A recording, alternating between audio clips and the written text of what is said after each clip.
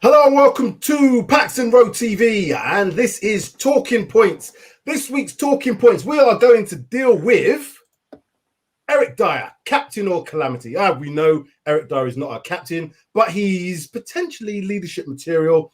But is he leadership material, or is he just a mistake waiting to happen again and again and again? But anyway, I'm Sam Spurs for life. I'm joined in the house by residents, as always, Mike-Hotspur Hustler, Sid Spurs, and we're joined, Josh, Spurs Debate TV. Welcome, gentlemen. How are you all doing? We good?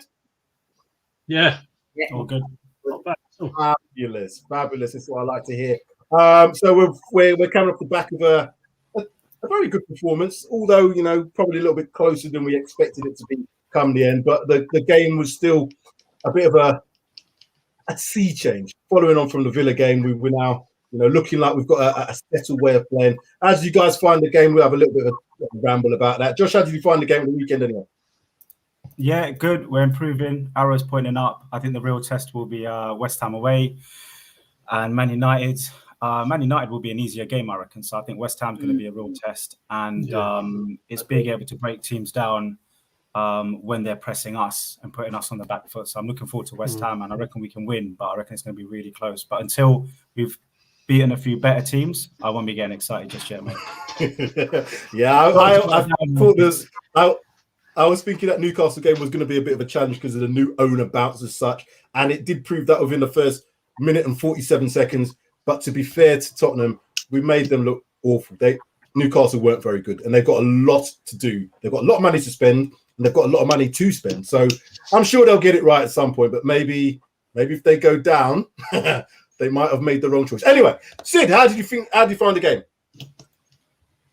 I said to you guys, didn't I, on Saturday that it's going to be one of them. Don't underestimate him, on which we didn't. First 5-10 minutes. Talking of which, here comes the main man. Here we go. He's gone off, but we're going to add him anyway. So he's on. But when he comes back, anyway. Yeah. So, and then the first couple of minutes, obviously, when they're scoring, and then we've sort of, in a way, it was good.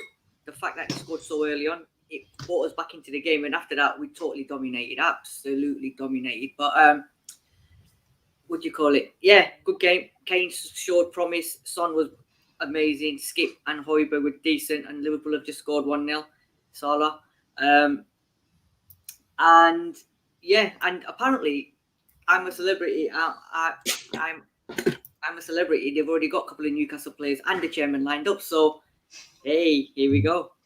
And we're welcoming in the house Darius 3K. Darius. Thank you, Darius. Hey, how you doing? You all right? Mike, mute. You're on mute. Hello. There Can you hear me? There you go. I was going to say, it's great to see everyone. Great to see you as well, Josh. It's been a long time, my friend. So sorry I'm late, but hope I've not missed a lot. Hope I've not missed any Eric Dier slander, because I'm kind of here for it a little bit, partly. You haven't missed anything. We were just having a little ramble about the game at the weekend, and we'll get into the show. So Mike, what's your thoughts? Anything to add about the game? Mate, I watched the highlights after watching the game live on Sunday, and that game wasn't even close. The scoreline massively tells a different story, because if you look at the scoreline, you think, oh, that's a bit of a close game, but nah, that wasn't close at all. There's obviously there's lots to improve from Tottenham, i.e. the last couple of games. I'd say, although we've changed formation and it looks like Nuno may have found perhaps his first 11, we have started games in the last two games where we've won them. We've started too slow, so I'd like to see us start a little bit more on the front foot as opposed to what we've done in the last couple of games. So, but other than that, good performance. Players got good 90 in them, like Ndombele. Kane finished that drought of this season in the league, notching. So, you've got to look onwards and upwards and just hope that game by game Spurs improve. Yeah, as Josh said, I think we need to look and see when we play tougher opposition, and it is going to be a tougher game this weekend. Not forgetting, obviously, the Vitas Armin game in midweek away to them, but away to West Ham is going to be tricky. Let's get into the show anyway. Right, okay, Eric Dier, captain or calamity. I put here leader, follower, or troublemaker. So what I'm referring to by this is Eric Dier seems to be being looked at as being the leader. A number of managers have come in and always seem to be playing him. Is he a leader? Is he just one of the pack? Or is he a troublemaker, one who causes trouble by, making the mistakes, etc., etc.? Might be a bit of an unfair thing to say, but I'm going to start with you, Josh. What's your thoughts? What is Eric Dier? Is he any of them three? What do you see him as? Mate, I don't know if you could tell from my reaction, but it's like a shit question, but it's a really good question. A bit like Eric Dier. He's shit and good, isn't he?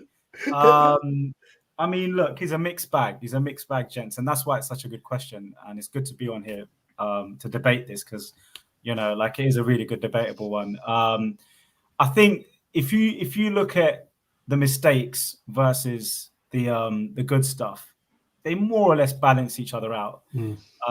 So you look at the game against Villa. He lets Watkins, what's his name? Watkins. Ollie Watkins. Doing for pace, spatial awareness, lack of it, leadership missing. And then you look at Newcastle, Romero's missed his header. Instinctively, he's a bit sluggish in the head, lets himself go. But then he's in the crowd trying to help a fan out. He's Tottenham diehard, wants his ashes on the pitch and whatnot. Lovely.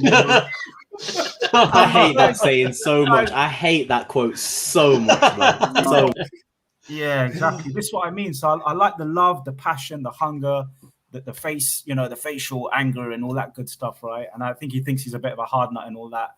But in the brain, he can just go from, 60, 70 minutes doing a pretty good job, 7 out of 10. And then like we saw on the weekend, he can let it slip. So I just think he hasn't got that mental side of the game that the better defenders that the Ledley Kings had, the Michael Dawsons had, the Tobys and Jans. I don't think he's got it between the ears, chaps. And that's why I think Eric Dier won't get that much better now. And I hope I'm wrong, man. I hope I'm so wrong. But 7th season, and he's yet to really nail down that position. Even Jose gave up on him this time. Well, not this time last year, but second half of the season. I was just going to add to that, though, Josh. You just mentioned about Michael Dawson, though. And Michael Dawson, again, real soldier for us. But he was prone to the mistake. He wasn't the quickest in the world. I remember games where I think to myself, oh, my God, he's done that again. But then you wouldn't not have him in the team because he was one of the... He reminds me of Eric Dier so much because of that leadership quality. He's always, trying to get people to work, trying to get people around him to work. Is it a case of where we're maybe looking at a little bit away from those better points that he has because the mistakes do get analysed a lot more? He said it last year. He said, look, people overreact to my mistakes. I make one mistake and, I'll be responsible for a goal and then people jump on. Remember he came out in the press and he made his little mini public statement on why he feels people are being hard on him. And, he obviously feels that people, exaggerate his mistakes. But I think you're right, mate. Every defender makes mistakes. Ledley made mistakes. Van Dijk makes mistakes. Defenders make mistakes. But it's the consistency of the mistakes that differentiates you from a good player to a class, to a top player. And that's where the Ledleys and the so-called better defenders, the Jans and Tobys, I thought made less mistakes. And I think also his lack of passing, like some serious poor passes, basic passing. But then he'll go and do a long ball to Reggie like he did on the weekend and find his man. He's just a mixed bag of sweets, man. That's the way I look at him, just a proper mixed bag. And in terms of leadership, I think he's passionate. I don't think he's intelligent enough to be a leader. Yeah, I agree with that. I think Kim made a good point here. It was Kim. I think he's all three. He's a bit of a leader. He's just one of the pack as well because he wasn't nailing down a spot. We didn't know what he was. We'll come to his positional side of things, but for a few years, didn't even know what sort of player he was, where he would fit in. Was he a midfielder, holding midfielder, right back? And now he seems to have his mask. I've nailed my colours to them. I'm a centre back. That's what he said now. Now I want to see him prove himself as a centre back. But there are aspects of his game which I'm like, he tries them Hollywood passes, and sometimes you see him going out in Rose and other times, it's like, wow, Hollywood. Wow, that's fantastic. Sid, what's your thoughts in terms of what you think Dier is? Leader, follower, troublemaker? Right, just before we continue, Kites has just scored a belter, mate. They're battering him 2-0 already, 13 minutes gone. Wow.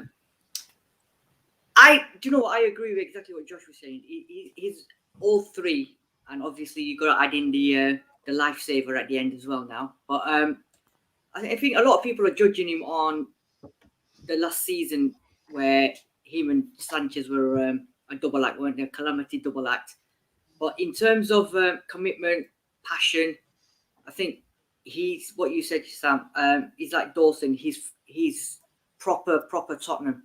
And when he's playing, was it 2 seasons ago when he went into the crowd because somebody said something to his brother? Okay, that was a bit shouldn't have happened, but it just shows. And he's always fighting for the cause. He's always fighting for Spurs. Dipping form's not helped him. Mourinho's not helped him last season, and the fact that he's been playing along Sanchez. I think last season, if he would have been playing against a better centre half, a more confident centre half, I think we would have seen less mistakes. And I personally, this is my opinion, I think with Romero, I think he will become stronger and better, because Romero's going to be that stronger, more solid defender. And I think Dier will learn from him. And slowly but surely, I think, they've only played, about 5 games between them. But I think the more they play together, the understanding and all that is going to be better. So at the moment, is all three. I don't think he's a captain. He's not a leader. He's not he's a bit of all three. I'd say he's a bit of all three. But he needs to nail one or the other. And in terms of captain, I don't think he's not captain material, but I think he needs now to cement one or the other, not a bit of all three. And that Calamity has to come out the window for him to be now a proper, good, decent centre half. That Calamity, he has to forget that, because like what Josh was saying, there's moments in that game where he sort of lapses and he forgets, and it's that simple. I mean, that was unfortunate on Sunday. I think that was very unfortunate. Wrong place, wrong time. And I think he was expecting Romero to get. The only way you can get, you can't. It's very difficult to get, if you've got a Calamity in you. You can't have that coached out of you unless you're intelligent. If you're intelligent enough to be like, oh, I know I'm making these mistakes here. That could be due to, I don't know, if he's going for a head, which you've seen it numerous times. He goes for a head, and then the ball, he mistimes it, and the ball goes over himself. If he's intelligent enough to be like, okay, my timing's off here, so I need to improve on my timing. If he's got that intelligence to be like, right, I can read the flight of the ball, i.e. for a header, and he times it, then you can coach that Calamity out of him. But like Josh said, and to be fair, you said he hasn't got that intelligence to. Well, I don't think he's got that intelligence to be able to coach the Calamity out of him. I think it's with him for life. Pressure though? Could it be the pressure of certain situations? Because, like I said, most of the time, his errors seem to be when the pressure's on. And I remember games where there was the West Ham game when it got back to 3, and that was that Sanchez and Alderweireld, and that was Sanchez and Alderweireld. But I've seen games where Dier seems to be put under a bit more pressure, and then his mistakes happen. Obviously, when you're not playing the pressure, it's a lot easier to play the game. I think you're right to a certain degree. It's hard to coach something like that. But what I think doesn't help him is his mistakes seem to get polarized. When defenders make mistakes, if it leads to a goal, everybody's up in arms. If a forward makes a mistake, doesn't tend to lead to anything unless there's a counter-attack breakaway. Same with midfielders. The defenders and goalkeepers are really in the firing line because of that. So do we not give him a little bit of slack because of that? Nah, he's a defender. He's a centre-back. You're the last line. You're the last line of you're the last line for the team in terms of that defense. If the striker goes beyond you or the midfielder goes beyond you, the only person they've got left to beat is the keeper. And if you're in the 18-yard box, whatever, you'd back the striker to hit the target at least to make the keeper work. Defender, they can't have the Calamity in them. You just can't. And you talk about pressure. Every Premier League game there's a pressure, surely. Even if we were 3-1 up, there's always that pressure to be like, concentrate. Don't let your energy levels drop. Don't let your concentration levels drop. You can't afford to, because that mistake leads to a goal in the Premier League, Champions League, European football. There's no space for errors as a centre back in my eyes. I'll put it another way then. So if last season was the real show for me. our defense was under extreme pressure. That was based around maybe the midfield not being balanced enough, maybe they're not working hard enough. If you're going to be put under constant pressure that way, because your midfield are not doing it, because the best defenders, I would say the best defending teams, their defenders don't have to necessarily be blocking shots, making interceptions, doing all. The best defensive teams are best defending team because of the whole team, if that makes sense. Defending from the front, defending through midfield. The defenders, like Van Dijk, I watch Van Dijk. Rehan.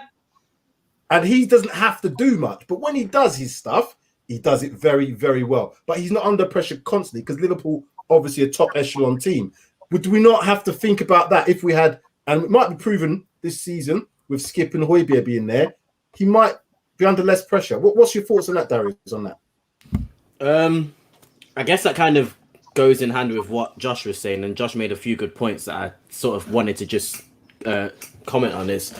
I just think that what you said about the mistakes, I 100% agree with you. Like, he makes a lot of mistakes, and the reason why I sort of put that as sort of a negative for Dier is because as a centre-back, you just can't afford to make those mistakes because you're like a goalkeeper almost. You're the last line of defence. So if you do make those mistakes, it's most likely going to lead to an attacking opportunity for the opposition team. So I just think that, yes, you can say that every defender makes mistakes, but this is the issue. Like, these defenders cannot afford to make these mistakes when you're a centre-back because you are putting your team under pressure. So I just think that these mistakes are something that we should actually call out as part of his game, and maybe a reason why he's not seen as a consistently good centre-back. But I also think there's other reasons. I just think that, for me, the main thing with Eric Dier and sort of why we debate him is like, what outstanding qualities does Dier have that you can't find in most centre-backs that are available on the market?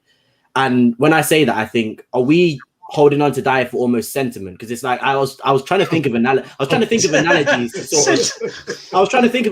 sort of explain the situation. And it's almost like your mum gives you her hand-me-down car, you get it for free, you're not going to complain. It's an old, reliable car. It does a job, gets you from A to B, doesn't break down. You know what I mean? It does your job. But if a guy comes to you, if a car salesman comes to you and says, I can give you this BMW for a good price, it's much better than the car that you've got now. I know you got the car for free, and I know this car's going to cost money, but I can get you a better car, even though you haven't paid any money for that car, and even though that car isn't necessarily doing or breaking down on you, you want to upgrade. You know what I mean? If you've got an opportunity to upgrade, why wouldn't you take the opportunity? And that's the sort of feeling I have with Dier. I'm not saying he's a bad centre-back at all. I'm not saying, I think he's improved significantly. I'd probably say he's been the most improved player over last season to this season. But he's still not good enough to sort of get us to where we want. And that's the sort of thing that I have with him. Like, as much as he's improved, he's still not good enough to be a centre-back in a top 4, even top 6 team, in my opinion. I don't care if you can do all the, I'll die for Tottenham, I can tell people where to go. Like, there's a lot of centre-backs on the market, in teams that can do that are better than Dier. So I don't really want to hear that, to be honest. I don't really care that he's improved. It's how good the player is. Like, again, I'll give you, if you want more analogies, I have 2 analogies. Get a box of celebrations, you get the Maltesers or Twix, you're not going to be that mad at it, are you? But you want the Mars bar, you want the Galaxy, you want the Milky Way, don't you? You don't want the bounties. He's not a bounty. He's not a bounty. That's the thing. He's not a bounty. Disrespect the Malteser. That's the point I'm trying to make. He's not a bounty because he's not. Everyone doesn't hate him. He's not terrible, but he's just not an elite centre back. And that's the thing. As Tottenham, when we're he's the bounty in that pack, mate. 100%. Well, if you compare him to the centre backs that we've got, I probably would say maybe him or Sanchez are probably. Don't go too far into the show. Let me not go too far. Let me not go too far. I'll carry on my point. Basically, what I'm trying to say is, the reason I think Dier is still at Tottenham is because I just think it is down to sentiment and the fact that he says things that people like to hear about, dying hard for the club. But for me, there was 3 or 4 centre backs that we were available to get on that market: Milenkovic, Maxence Lacroix, Skriniar, all these players that were available would do everything that Dier does and more. So, why are we gone? I was going to say, do you think he's only there because what you just said? I totally agree. Yes. But do you think he's only there because Daniel Levy doesn't want to spend the money? The players that you're mentioning, we could have bought him in the summer, but he doesn't want to spend the money. I think he's there because he's conned everybody into thinking he'll die for the club, and I think people value that so much. And don't get me wrong, it's important to have that passion for the team. But like, I'd rather somebody have the attitude of Ndombele and play like Ndombele than want to die for the club and, make mistakes like Dier and scoring goals like he did for Newcastle. So against Newcastle. So it's like, for me, my issue with Dier isn't his ability, isn't what he is, like what he's doing on the pitch. It's just the fact that there's opportunities to improve. And why wouldn't you take that opportunity? Why are you not sort of upgrading your team just because somebody's sort of has got a loyalty to your team. I personally don't really see that. But again, I guess you can say he has improved. He is a leader. But is that all we're going to say, that Dier's best quality is his leadership? Because I'm not keeping a centre back for their leadership. That's just me. Quality is the main thing. You can find leadership and you can find quality. And it maybe if, like you said, Sid, maybe it is the reason why we haven't sold him, is because they don't want to shop for another centre back. But again, Dier is not a good enough centre back to get us to where we as Spurs fans want to be. So, yeah. Okay. Well, this leads on to the next point. Okay, so the next point for debate: top, middle, or bottom. So I'm referring to where we think Eric Dier sits in currently our defensive lineup in terms of our centre backs. We've got Yaphet Tanganga, Sanchez. We've got Joe Rodon. We've got, as we've talked about, Romero and Dier. You could possibly put Ben Davies in there, all those more utility type centre back, and then the youngsters. But of those five, where does, and I'll come to you first, Josh. Where do you think Dier sits in that echelon of mighty Spurs defenders that we now have?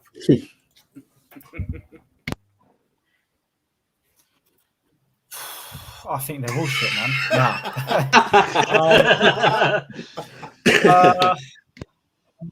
Look, Tanganga, Rodon, and Sanchez will argue, they deserve to be starting. And how far can you really argue with Sanchez? Because he's full of mistakes and he puts in a good performance now and again.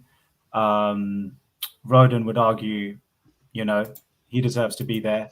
And what's his name? Tanganga would argue that he deserves to be there. So we've got an average set of centre backs. So there's very little in between them, if you ask me. The Romero is the only outstanding centre back we've got at the moment. So it's kind of like you could put any of those three in, and I feel they'll all give you a mixed bag for different reasons. One's better at passing, one's better strength aerially. Others, Sanchez is quicker. It's a mixed bag what we've got. So I'm going to say, at the moment, if you ask me, at the moment, he's. Cool. Oh, we were just waiting on that moment. The punchline. The punchline. What's going on with these punchlines? Mike, take over from him. I'll come to you next then. Where does Dier sit in terms of these defenders that we have? Top, middle, bottom. Where do you think? I'm quite critical with Dier. He had, like Darius said, he has improved, but if you compare Dier to the defenders that are currently sort of playing for teams that sat above us in the league, I'd put Dier. I find it hard to put Dier anywhere above bottom. You're harsh. I am. With what we've got now. Because killing people tonight. I think Romero. Obviously, Romero. He's better in all aspects than Dier. I think Rodon is better in all aspects as a footballer than Dier, and I think Tanganga. The only thing that he hasn't got, which you could argue Dier has over him, is perhaps leadership qualities. I think Tanganga is a little bit too quiet for me as a centre back. And he's still got a lot to learn, but I just see calamity after calamity with Dier. And when you look at previous centre back partnerships, you look at your Dawsons, you look at your Kings, you look at your Ledley King, your Woodgates, you look at your Jan Vertonghen, you look at your Toby. You could even go back as far as like the Mabbott days, etc., the Perryman days. The mistakes in those centre backs was just, unless they disguised it far better than any of us could actually see when those games are being played live and stuff. The mistakes in Dier they're just constant. There's too many consistent mistakes from Dier for him to warrant a starting place in that Tottenham team, and that's why I am being harsh. I do like Dier's passion for the club. I love the fact he loves the badge. He loves playing for the club. He wants to be buried under the ground, etc. Yeah, fair play. But the crunch comes to the fact that he's just not good enough. He can't. Sorry, Sid? I said, didn't you say a couple of games ago that he had a really good game? Yeah, and don't get me wrong, there'll be occasions where he has a really good game, but he's not consistent. Like last season, he was awful. This season, how many games has he had where he's already he's already scored own goals, etc. There's 2 games he's scored an own goal in. I know one you could argue is not his fault, but it could be just coincidence. It could be unlucky. I just don't. Mike, yeah, go on. You're talking about Dawson, and I think Dawson's a good comparison because they both played so far quite the similar amount of appearances. Similar, yeah. Very similar. So it's a good time to compare Michael Dawson to Eric Dier because they've had the same amount of time playing for Tottenham. I'll throw you 3 stats, and I know stats aren't everything, but they give you an idea, right? They give you some kind of picture. So just on these 3 stats, you'll be shocked to know that Eric Dier, compared to Michael Dawson, clearances 675 in the Premier League all time, as in their whole Spurs career, not any other club or anything else. Michael Dawson 2,356. Wow. Yeah, so 675 versus 2,356 headed clearances. Eric Dier 407, Michael Dawson 2,356. So he's been clearing it a lot more than Dier. 4 or 5 Almost times. seems like he wants to defend, Josh. That's what it seems like to me. It almost seems like he actually enjoys defending. And clearances is 4 or 5 times, and aerial battles, and I know everyone talks about Eric Dier's aerial strength. Michael Dawson 808, Eric Dier 511. So Dawson wipes the floor with him. You know what? Can I just add something just before you start?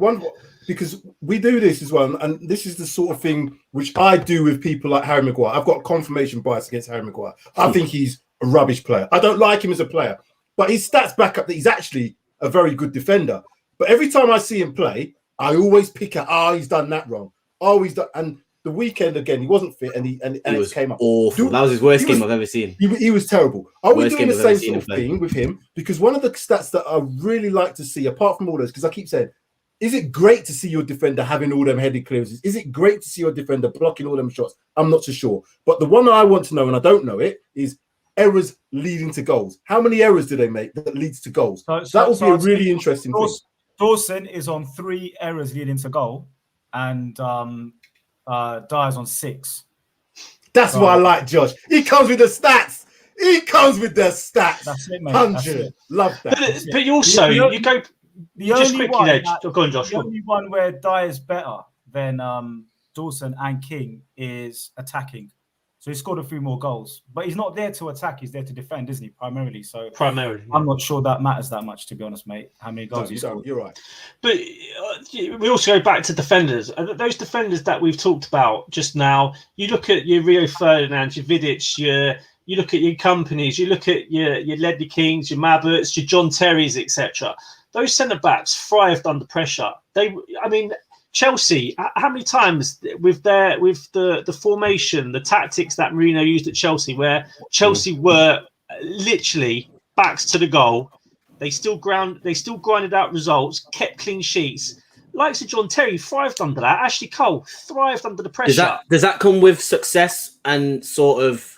It comes with ability, mate. Do you think? Because that's what I'm saying. Like, I agree with you. I wholeheartedly agree with you, and I do feel like maybe Romero, or not even Romero, but maybe just the players around Dier maybe have to compensate for him. But again, I also would put down like a good defense to a good keeper. And again, I don't think Lloris is a terrible keeper at all. I think he's actually again improved quite a lot this season as well. I think he's been very good this season, Lloris. So I don't really see the excuse for Eric Dier. I understand he's improved, and I kept on saying this. He has improved. And Josh, again, the stats for me don't surprise me at all. What I would be interested to see is sort of completion rate of tackles and stuff like that, because like you said, Sam, it's all good and well sort of attempting all these tackles, but if you're not successful in them, what's the point? So I think that's another good stat to sort of look at, just to see what Dier sort of is like tackling wise. But I just think that, again, like you said, Mike, I think the reason why you will see an improvement in Dier is because of the trust that he probably has, and most of those players have in Romero because of his ability, like you said. So the lack of sort of trust, I think, does come with the ability. But Darius, I'll tell you now, mate, the tackling percentages, if you want to know. Go on then, hit me. Then I don't think they're going to look too good for Eric Dier. But so obviously the guy hasn't finished his career, so we're just going to measure him up to now. Successful tackles 224, Michael Dawson 302. So Dawson pips him by a third or 20%. But yeah, you're right. It's closer. It's closer in that department. So you make a good point in terms of successful tackles versus just tackles that you make and don't successfully complete. So yeah, that's a fair point. It's a fair point, but again, like I'm only saying that because it's just Eric Dier will always look like, in my opinion, Eric Dier will have a good game if he doesn't make a mistake, because we are used to that. And that to me you cannot credit that, in my opinion. You cannot credit a player stopping making mistakes. Players shouldn't be making mistakes. I know players do make mistakes, but you don't credit a player for not making mistakes anymore. So I'm still on the edge. Like I said, I don't really put all of Dier's improvement down to him. I do think that sort of the players around him improving him has helped, but again, can't really complain. It's just, will we see that upgrade happen? And like Mike said, just to answer that question, he probably is at the bottom of our centre backs, and he's starting. So he's only starting though because he's the most vocal in that. That's what I'm saying. Are we valuing the leadership that highly? Are the managers valuing that organisation that highly? Let me How get. long have you been on centre back? How long has he been an actual centre back? How do you well, firstly, let me ask you the question. How do you compare him to what we already have at our disposal? Forgetting about who we might get in the future, but what we have right now. Where do you see Eric Dier sitting? So I'm gonna go back. I'm not gonna go back to last season. First couple of games, him and Sanchez done really well, right? I agree with what everyone else was saying about him being on par with Sanchez, because they're both. Mistakes can happen between them two. Unfortunately, Rodon's not been tested enough. Whether that's just because they don't like him or he's been injured or not given enough opportunities. Last season, he was the man at Swansea and even for Wales. A lot of good news come out of him. So when you're buying a centre-back, everyone's talking about Man United were after him, everybody else was after him, then you've got to put him straight into the team. If he's that good and you've bought him, play him, right? Tanganga, for me, I think we've had discussion many times before, and we've said he's probably better at right back than a centre back, because sometimes he's got that aggression in him, and I don't think he's that much of a good centre back, to be honest. I agree, but I also don't think he's that much of a good right back, which is what concerns me. The odd game or two here and there, like every week, I can't see that happening with him. But I think with age, he'll probably mature. So going back to the other, I think Romero's the main one. On form and on credibility, or whether favourites or not favourites, out of the bunch we've got, I think he's the better out of the lot we've got, unless you start playing Rodon. If you start playing Rodon and giving him more opportunities to thrive, then I reckon Rodon could definitely overtake him and Sanchez. But Sid, do you not think form's temporary, though, isn't it? The reason managers have not started Rodon and whether it's Jose or what's his name, Nuno, is that because in training this guy's showing weaknesses? Rodon, we don't know, do we? I mean, but he's getting straight into the Wales team. He plays whether he's playing for Tottenham or not. He's getting. I know Wales is Wales, right? Whatever. But, Ben Davies plays. Be careful to our Welsh viewers. That's Sid there, not me. No, and Gareth Bale plays for him. But when are we going to give him a chance then? Everyone's saying Sanchez is not good enough, Dier's not good enough. Exactly. Yeah. But how many times have we said this? Play him on Thursday. I think the problem is, though, partnerships are so important as a centre back. It's probably the biggest. Exactly. So 100%. Do you really want to tinker like Jose did with centre backs? I'm not sure. I think leave Dier in there until he's injured now, or he starts playing seriously shit. But I'm happy to carry him. Okay, let me ask a question to all of you. Let me ask a question to all of you, and everybody can answer. We are looking like Romero is our best centre back. You can clearly see, obviously, from last season, Sierra, Defender of the Year, whatever you want to say. And it looks like he's going to form that partnership. Who would you say would be his best partner? Because I think you have to, as you rightly said, you have to have a balance in that defensive partnership. You have to have someone the aggressor, but you've also got to have that thinker, that someone who can, can sweep up like Ledley King used to do. He used to really, because Dawson was the one who's like aggressive, rah, rah, rah. But Ledley King was just nice and easy, swept up, dealt with the ball, and just kept things moving in that sense. Who would be the best partner for Romero if it's not Eric Dier? Mike, what's your thoughts on that question? That's a very good question. I would say Rodon.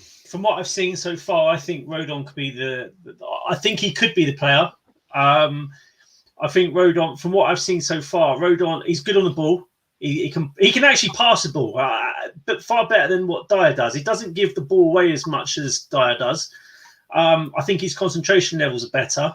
I think Rodon, I don't think Rodon is as aggressive as Romero. I think Rodon is, from what I've seen, he seems a bit more of a thinker. He's a little bit more sort of, if you've got Romero being the aggressor, I think Rodon's very much the type that could be that person that does the thinking, i.e. the sweeping up and playing out from the back as and when he can.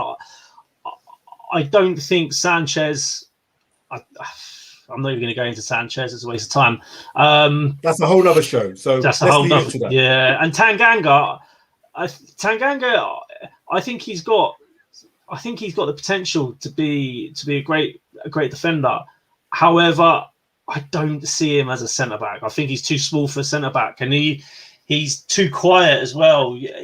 Although he's got the aggression, the problem is I think him and Romero would be too similar. I.e., they're both aggressive players, and from what I've seen, they both seem too quiet. Like Romero's quite a quiet defender. Or he comes across like a quiet defender. And that's why I do think Dier's in there, because he's probably the loudest centre back out of them, and he can play a little bit. But I think he's in there for his leadership qualities, which you could argue that Tanganga, Rodon, and Romero potentially lack in that sort of category. No Sanchez as leader? No? I'm joking, by the way. Sorry. Thank you. I have to throw that in there. I'm only joking. I can't. Yeah, I'm not even going to. As we said, Sanchez is a different kettle of fish. Although, again, Sanchez, he has got a bit.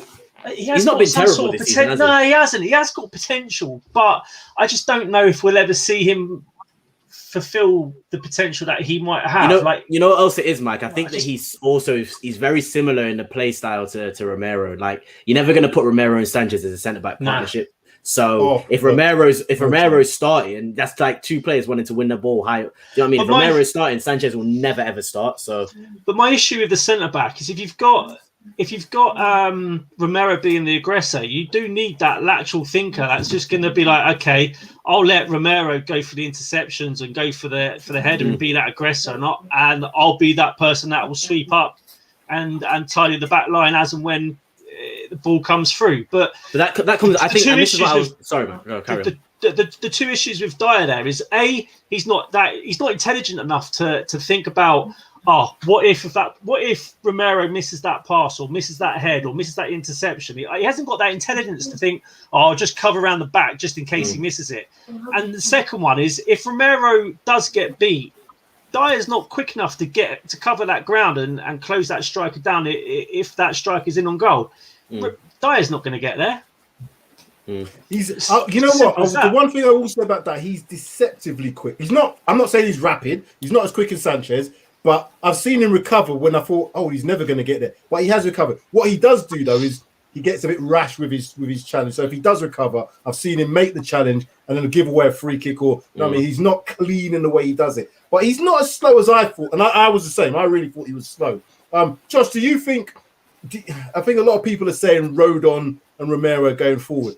But what is it about Rodon, then, if we're going to just touch on Rodon, that's not being seen by the managers? Because the succession of managers, Jose, we go on Ryan Mason, we look at Nuno now, they don't seem to trust him. They don't seem to be playing him. Is there a reason for that, do you think? I think Rodon's someone that, if he doesn't play him on Thursday, doesn't play him in the so-called weaker games, and you start to worry there's something more to Rodon's game in terms of a negative that we've not seen, that they're seeing in training, or something doing wrong with his personality type. So Mike mentioned their leadership. With Dier, obviously, even if you remember All or Nothing with Dele Alli, he told Dele Alli to shut up at halftime when Dele was throwing his toys around. So maybe that leadership and the respect Dier has in the club as a Tottenham man, having been there part of the furniture, Rodon doesn't have that. He's a new boy. He's young. He's not as proven, so he doesn't have the respect in the dressing room. He's not as much of a leader, and that's why in them tough moments when you're 1-0 down against Villa or Newcastle. You need mental strength. And that's maybe where Dier's hero, kind of, gladiator, whatever he thinks he is, or that the players think he is, or the managers think he is. That's why they pick him over Rodon, because of his character. Because it's not always just about football physically; it's about obviously in the head. But obviously, we've seen him make mistakes as well. But maybe they don't trust Rodon. Maybe they feel like he needs to grow into a man and show that he can deal with intensity and pressure. But what we've seen as fans with Rodon on the pitch, whether it's on Sky or live in person, the guy hasn't made too many mistakes. Most would agree that he's unfairly not getting minutes. And you know what as well, Josh? He gives that balance because he's a left-sided centre-back, and we're crying out for that. We've got Romero, looks like he's a right-sided one. Dier is playing there because he has to. Sanchez, I wouldn't play on the left side. Would never trust him to play on that side. He's a right-sided. So Rodon had that bit of a balance, and that's why I was a bit surprised that he hasn't had more game time and he hasn't been able to prove himself because he hasn't made that many mistakes, as you've said. So there must be something. But this is the question, isn't it? If there's very little between them, you're going to go with the experience. As bad as it sounds, do you think it's because he's Portuguese? Do you think it's because he's Portuguese and our past 2 managers have been Portuguese? As simple as that sounds, like Adam makes a point. Like, do you think it is because he's Portuguese and that sort of communication between? Because, like you said, Josh makes such a good point. Like, Dier and Rodon for me, when I'm looking at our centre backs, Dier and Rodon for me similar. Sanchez and Romero similar. So I just think that you're not going to see Dier and Rodon in the same team together. So it's going to be a choice between Dier and Rodon, and I don't know. Like, so is it a balance? It's a balance. That's what I'm saying. It's a balance thing. And I was preaching this in the summer when I think we all came to the agreement that we did need 2 centre backs. I said we needed an older centre back because I think that sort of experience and that now just comes with age and sort of game time and experience. And you get a Premier League proven centre back who's 28, 29. Got examples like, I don't know, I'll give you examples. I'm not saying they'll fit our team, but Tarkowski, Lewis Dunk, these sort of players who are experienced in the Premier League, who have got a history of being very, very good defenders. Sometimes you just need a player like that to sort of, like you said, cover for Romero's aggression, because he will make the mistake. Him going to intercept plays and intercept passes will cause him to sort of be out of position. But if you have an intelligent-minded centre-back who can cover him, it will just benefit everybody much more. I just don't think Dier is good enough. The person you're describing right there is Toby. It is Toby. Yeah. Toby and Romero would have been amazing. Would have been. Absolutely amazing. That would have been absolutely amazing, Mike. They would have complemented each other.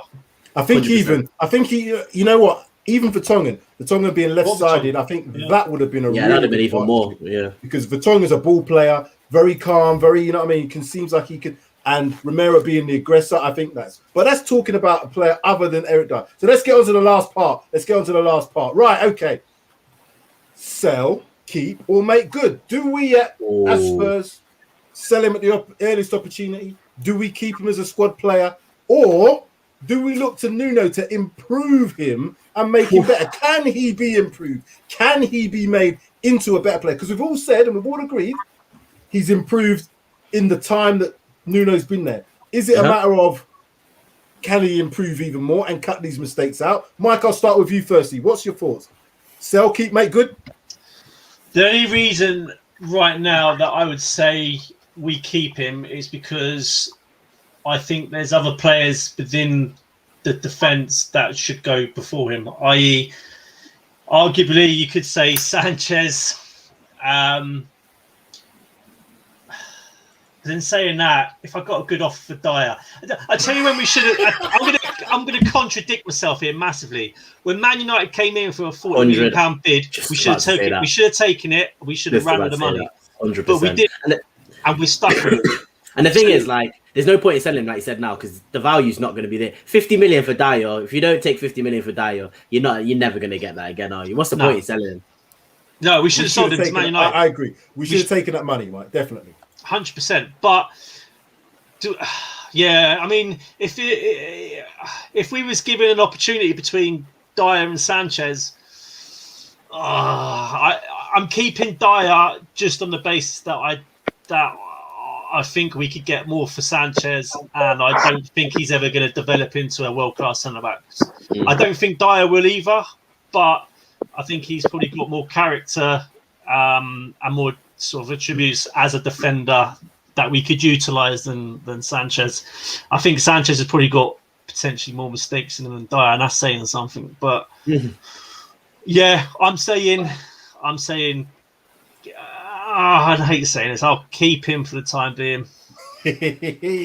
Sid, sell, keep, make good. So you know when you were just talking about the United links, wasn't he a midfielder then when Man United came in? Believe so, yeah. Centre back, was he? Believe so, yeah. So we should have sold him, because that way. See, the problem is he's been sort of forced to play as a centre back, right? So he's not an out-and-out centre back. He's just no. But the thing is, he said that's where he wants to play. Dier's come out and said that's his position. He wants to play. But what I'm saying is, naturally, he didn't start there, but he's ended up there. So yeah, fair enough. But I think what Mike's saying, I totally agree. If we get rid, say in January, right? The problem then we've got is we don't buy anyone. Then we've got Sanchez and Rodon. Can we trust Sanchez? No, not at all. You know what I mean? So we'd have to end up utilising Davis as well as a centre back. Exactly, and then we might as well stop watching football. Yeah, exactly. Whoa, yeah, exactly. Well, we're done. But we're done. In answer to that, I'd keep him until the summer and then see what happens in the summer. Then if we do go out and what Darius is saying, get the experienced centre back or another centre back that's going to be good enough, a lot better, more composed, more confident of a leader to play with Romero, then in the summer, yeah. But up until the summer, we can't get rid of him unless we're going to get somebody in January, which we're not going to, I don't think, because who's going to be available, So, yeah, keep him for the time being, because I don't think anybody would trust Sanchez if we got rid of him, because then it's one of them, innit? Unless Rodon comes in Thursday and then steps up and plays more and more and gets better and better, then maybe then you can say, yeah, in January, yeah, we can. But I agree with Mike.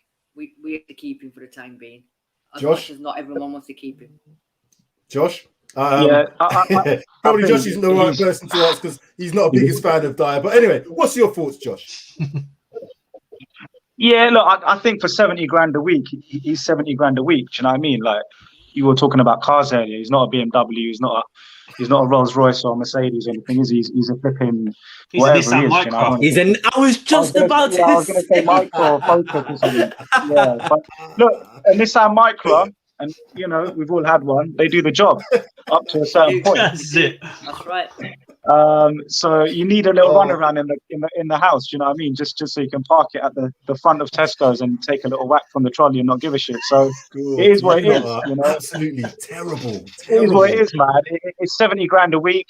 Obviously, if we want to move up the table, I put a little tweet out today saying last 10 years we're fifth in terms of number of points in the Premier League. We're exactly. Oh, you're back.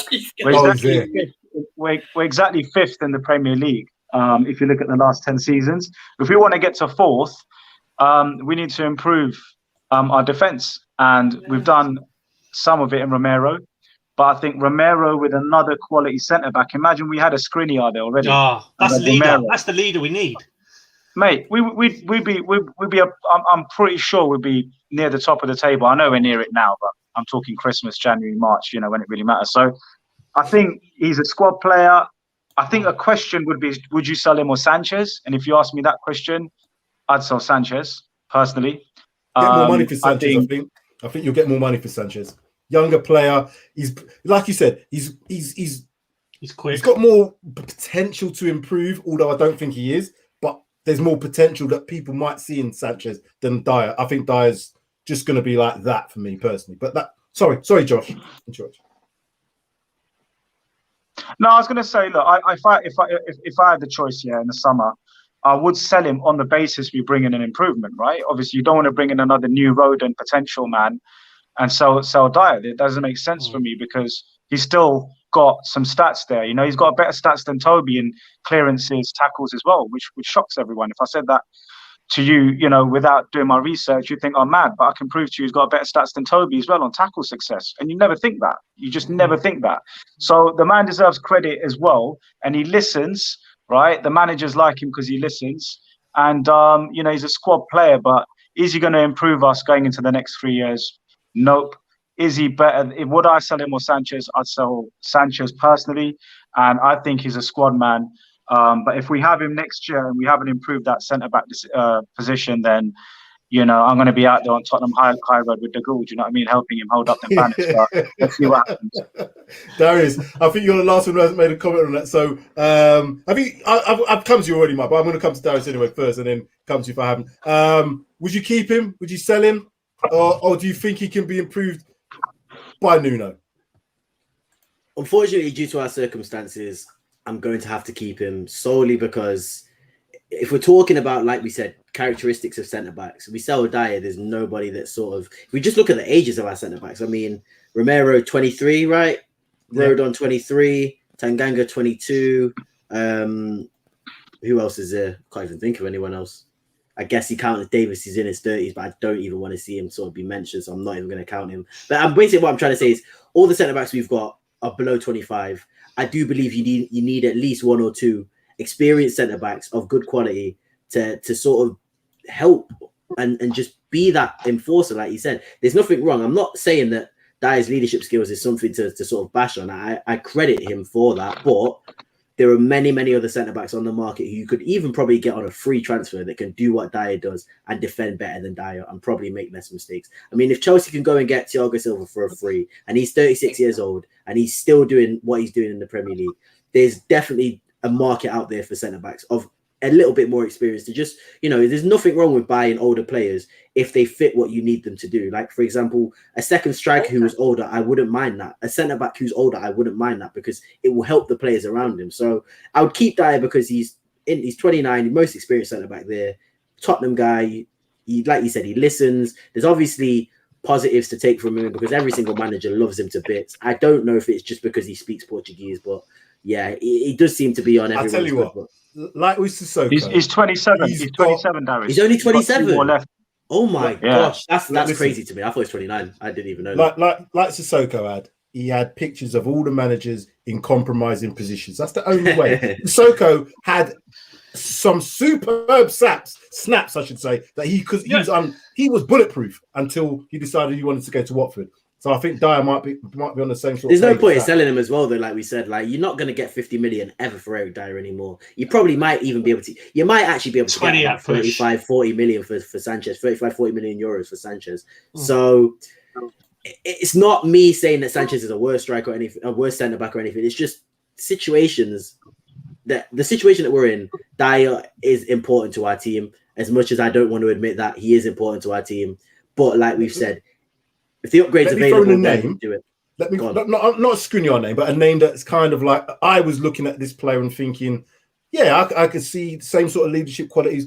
Connor Cody, but then I've watched Connor Cody recently. He looks like he's running backwards in treacle. He's as slow as anything. He's slow, but I liked his attitude. I've liked the way he talks.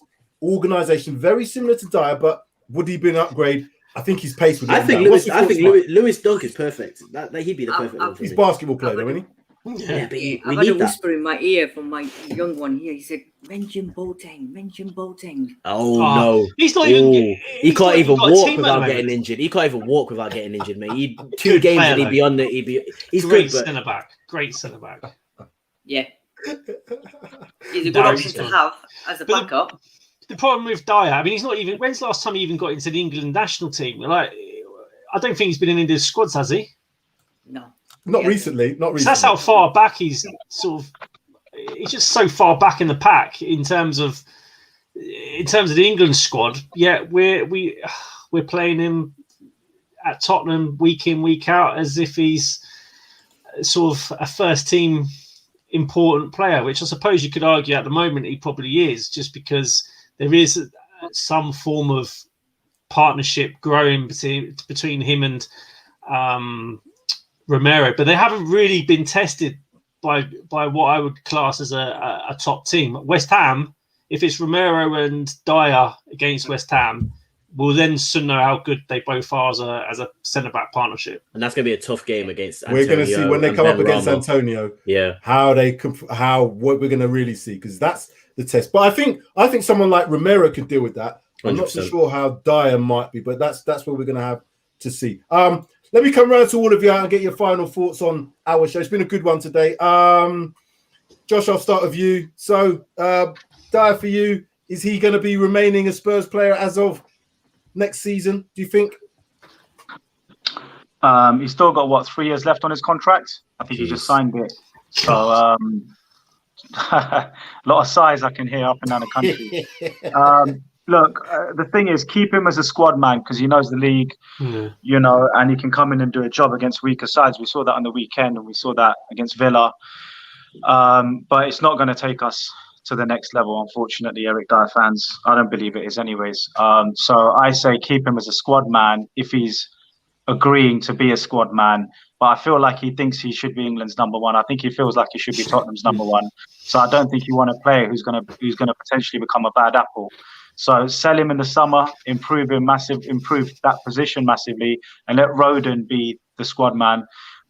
Sanchez, if we get a fee, freshen it up. You look at just a quick one on Brighton. You look at what's his name, Lewis Dunk and Shane Duffy. 29 and 31, I think they are. They're late 30s, late 20s, early 30s. Nothing wrong with that, man. Loads of experience, and I feel like Dier will become a player who will go down the league a bit and be one of them 31-year-olds. Playing for a Palace or someone like that, but not for Tottenham, man. For where we want to be. Crystal Palace his name's all over that, innit? Crystal Palace and Dier, that's perfect. But you're getting ahead of Anderson. Yeah, exactly. So I mean, the thing is, for me, guys, I think sell him on the basis we improve that position. I think Paratici's is going to pull a little rabbit out of the hat for defense as well. I think he knows, he can see that, you know, that's an area where against the top 7, top 6 teams where we're going to struggle. So. Yeah, definitely, man. We secure that position and a couple more, and you know, we're suddenly looking challenging again. So sell him, unless he's happy to be a squad player. Okay, oh, very interesting. Sid, do you think Eric Dier will be a player for us as of next season? I agree with what Josh was saying as well.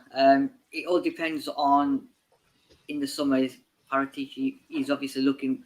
We were looking at defenders this summer as well, but obviously the pricing was a bit top, middle, or bottom, as you were saying. Strike it lucky, top, middle, bottom, and then we ended up with bottom. They wanted top price. We was giving them bottom dollar. So it all depends on that. But if we can't sell him, then I think it'd be a good player to have just as a backup striker, not your main one. Exactly what Josh was saying. If we need him in the lower teams, you can play him. Unless in the summer Newcastle come in, put 30 million on the table, then you're not going to say, even in January, if they come in with 30 million or whatever, you wouldn't say no, would you? But I think some people say if they come with 30 quid, they might sell him, but I don't know. That's just some people. I'm not saying me personally. I think we've said it all along, innit? Out of all what we've got for experience, leadership, and, you know, you might get something decent out of him. You'd keep him. You're not going to get rid of him for nothing. He's got 3 years left on his contract. So unless someone comes in with a big bid, I don't think he's going to go anywhere. And he's already mentioned any ashes to ashes and pitch to pitch. So unless something major happens, we're not going to sell him. And as much as we all want to sell him, I think he's just going to end up being a squad player and just see his time out. And then, like what Josh said, when he's 31, go to Palace or somebody like that and then buy his time out. I think that's what will happen. I think give his brother a chance. You look in the stands. You look, you know, his positioning is well positioned. You know, you seem to have awareness around him. You knew what was going on. One Dier is enough for Tottenham Hotspur Football Club, my friend. One Dier is more than enough. More than enough. One direction. Wow, you lot are just smoking him tonight. Darius, do you see a bit? That was class. That was very class. Do you see Eric Dier there next season? I see Eric Dier at Tottenham Hotspur Football Club till he dies. He'll get an ambassadorial role. He'll probably be one of those people in the boxes until he's 70, 80 years old. Eric Dier is never leaving Tottenham Hotspur Football Club. He's by choice, he's never leaving Tottenham Hotspur Football Club. I've come to that realization, which is why I'm not that angry that he sort of will be here, because you know, when you accept something's going to happen, it just doesn't make you angry. You know as well as I do, all of you do, unless that guy is forced out the club or unless he, you know, joins Prison FC like a lot of players are at the moment, he's going nowhere. He's going absolutely nowhere. He loves the club. I think the club love him. I think that they will see him as sort of that I don't know, because I mean, before I'm thinking the players who've been there the longest now. Lloris, obviously, they're the longest, and then what is Sonny and Dier who are next, and Winks, who I hope Newcastle buy in the next 6 months. Kane as well. So he is up there with sort of that 8 to 10 years almost being at the club. So he's going nowhere, unfortunately, guys. The only thing I can say that will ease my conscience is he is improving and he might get better, but we have to, like Josh said, even if we don't sell him, we still got to upgrade. And like you said, I think the reason why Sanchez has hit the bench, because obviously, let's not forget, Sanchez was starting pretty much every game with Dier at the start of the season until Romero obviously got over his injury and got comfortable in the team. I think the same will happen to Dier. As soon as we get an upgrade, he just won't play anymore. So I guess we've got him until we get an upgrade, which, again, if you're Tottenham, that could take 5 years. That could take next season. So it's a roller coaster with Eric Dier. I'm just literally on the ride, no seatbelt, waiting to see what happens, mate. Waiting to see what happens. Mike, what's your final thoughts? Is he going to be here with us next season? Yeah, we'll probably be stuck with him. Like for life. Like Darius said, probably stuck with him for life. I can't see any way out. Who's going to want to buy him unless? I can't see any way out. I can't see any way out. We're done. No. Unless we do an Oreo and just say, look, mate, here's your contract. See you later. That's not going to happen, is it? Honestly, trade deal for John Joe Shelby. I'm thinking about that right now. I'm thinking he might be a better player than Eric Dier because you're not going to... I'm joking. I'm joking.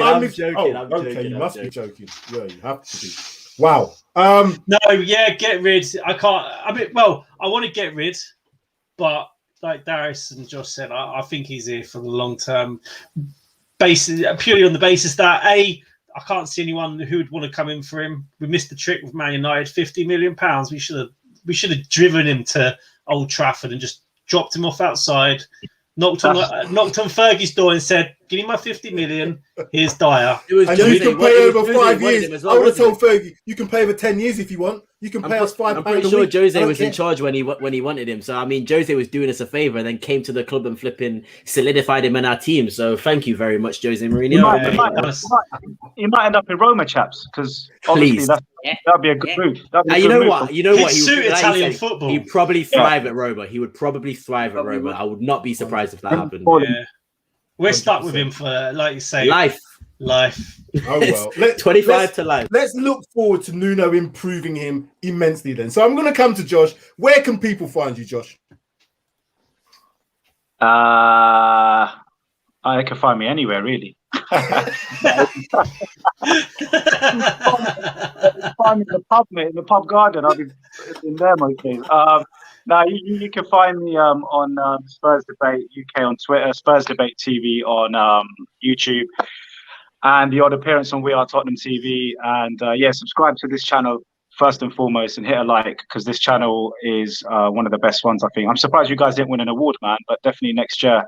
We're coming for them. Oh, you guys! Oh, you're so Josh. I want that five. It's in the post. I want it in my bank, mate. It's there, mate. Don't worry about it. It's there. Check your phone. It's already there. It's minus 5,000, mate. What's going on? We'll sort it out after. But no, that's brilliant. Really appreciate you coming on, Josh. We'll definitely have you back on again. Fantastic. Just for the viewers watching, please, as Josh has already mentioned, like, subscribe, share, comment. Thank you for getting us to that 1,000+. We're trying to hit the next milestone. I guess it'll be 2,000, whatever it is. Much more to come. Merchandise, hopefully memberships, and all the rest of those things that come with getting to this sort of level. And we can continue to put shows on. And I haven't forgot Sid. Sid on Friday. I don't know if you've got a topic yet, or do you want to say anything? Is it a secret? No, what are you doing? I'm sitting on the floor to answer everyone's question, and it's a sofa behind me, yes. It's not a collar, it's not Ortogul, it's not the Roman king or whoever, I'm sat on a sofa. I'm on the floor. Someone said they thought it was your collars. They said it was your emperor's collar. I was like, that killed me. That killed me, that one did. On Friday, what were you doing on Tuesday? But That's gone out the window now. But no, I've not decided on the topic yet. But if anybody's got any suggestions for Friday Asks It, if anybody wants to come on as well, give me a shout. Fabulous. Well, that's hopefully what we do. I'll speak to Darius 3K as well, because hopefully, maybe if you're available, Darius, we could just do a quick lineup show tomorrow, because we won't do an actual preview show for the game against Vitesse, but we'll do a Darius's lineup if you're available, Darius. I'll probably do that in the morning. Get that done. You know, other things might be busy later on in the evening. So yeah, we know. We'll talk about that one off. We'll keep that in the inner circle. Let's keep that in the inner circle, shall we? Anyway, Mike, Darius, Sid, and Josh, thank you very much. It's been fantastic. See you guys later. Hope you've all enjoyed it. Those watching, I certainly enjoyed today's show, and that is it. We are out. Let's go.